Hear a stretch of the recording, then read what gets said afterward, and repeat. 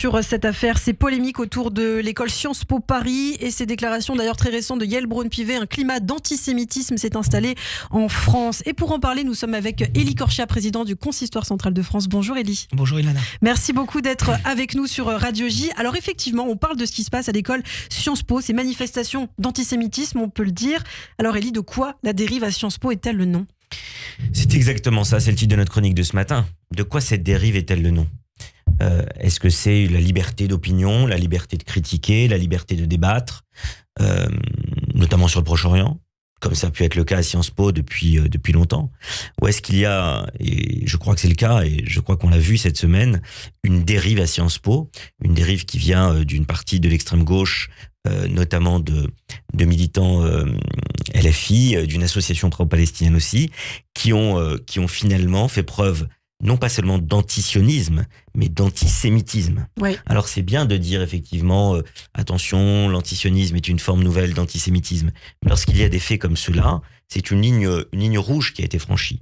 Et c'était très important qu'il y ait une réponse forte par rapport à ce qui s'est passé dans cet amphithéâtre. Donc il faut rappeler, une étudiante a été exclue notamment. Exactement. Ouais. D'abord, 2 étudiantes ont été prises à partie, mais surtout une étudiante de l'UEJF a été ciblée, stigmatisée, essentialisée, tout simplement parce qu'elle est juive et qu'elle fait partie de l'UEJF, et on lui a interdit l'accès à un amphithéâtre qui a été occupé illégalement ce matin-là, rappelons-le quand même. Et rebaptisé Gaza. Il a été occupé illégalement, il a été rebaptisé Gaza, il a été occupé finalement illégalement par une 60aine d'étudiants.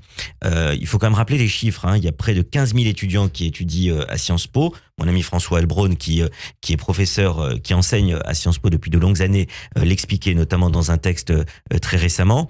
Il y a près de 15 000 étudiants et on parle d'une centaine d'étudiants qui finalement ont fait régner la loi, leur loi, dans Sciences Po en occupant ce bâtiment et donc en refusant l'accès à une étudiante de l'UEJF, de l'Union des étudiants juifs de France, simplement parce qu'elle était juive. Alors, on n'a pas dit ne laissez pas rentrer cette juive. On a dit ne laissez pas rentrer cette sioniste. On lui a interdit, on lui a barré l'accès. Il faut savoir que on parle d'étudiante, c'est une toute jeune fille, de 19 ans. Donc, c'est effectivement une situation qui est particulièrement choquante parce que nous sommes dans une grande école française. Une école qui, normalement, rayonne à l'international. Et ce qui se passe n'est pas seulement grave, évidemment, pour cette étudiante qui a été prise à partie et à qui on a empêché l'accès et qui aujourd'hui se retrouve d'ailleurs assez stigmatisée. Ce qui est grave quand on est une jeune étudiante dans une grande école comme Sciences Po en France. Ce qui est grave aussi, c'est l'école même qui a été salie. Parce que ce qui s'est passé là, eh bien, c'est une tâche pour Sciences Po, pour le rayonnement de Sciences Po à l'international. Il y a avant le 7 octobre, il y avait près de 75 étudiants israéliens qui étudiaient, qui faisaient partie des étudiants de Sciences Po. Il y en a un qui a été et tué, quasiment la moitié qui étudiants français, 32 ou 35, qui étudiaient en Israël, juste avant. C'est-à-dire qu'il y a toujours eu cette relation, et Sciences Po a des partenariats avec toutes les grandes universités israéliennes. Vous avez rappelé effectivement que David Gritz est mort en juillet 2002, déjà sous le terrorisme du Hamas. Il était étudiant à Sciences Po. Il y a même un banc à Sciences Po qui porte le nom de David Gritz. Et puis 20 ans plus tard, le 7 octobre, un étudiant aussi est mort au festival de Nova, un étudiant de Sciences Po, Omri Ram, a fait partie des victimes du Hamas en Israël. Donc vraiment, il faut espérer que cet extrémisme qui devient particulièrement virulent, eh bien, on puisse le stopper. Et la visite du Premier ministre a été aussi un signal fort à Sciences Po devant le conseil d'administration. Alors, il nous reste 2 minutes, Élie, pour parler du livre que vous nous apportez, la lecture de Shabbat, et on parle d'un sujet important. C'est vrai, ces femmes qui se sont battues pour l'interruption volontaire de grossesse. C'est un livre, c'est un roman graphique. C'est un roman graphique qui est paru chez Glénat, qui est très réussi, avec un scénario 1972. Qui a été repris, exactement, Bobigny 72, un scénario de Marie Bardiovaillante et un dessin qui est très réussi de Carole Morel, qui est une de nos meilleures dessinatrices actuelles.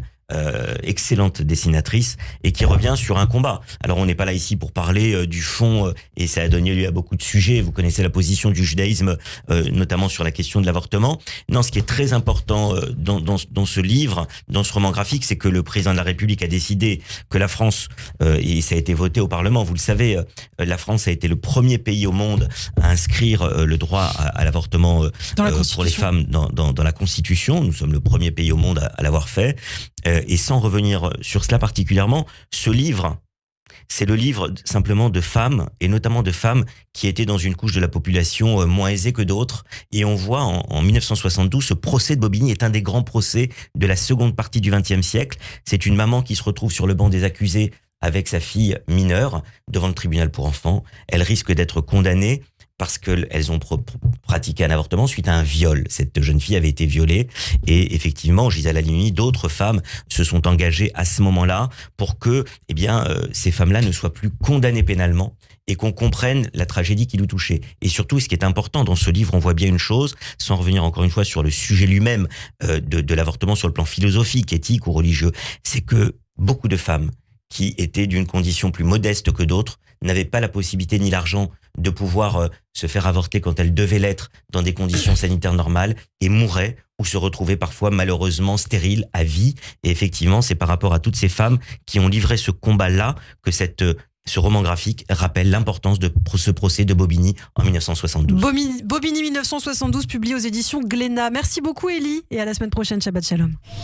Radio J, Zoom Israël.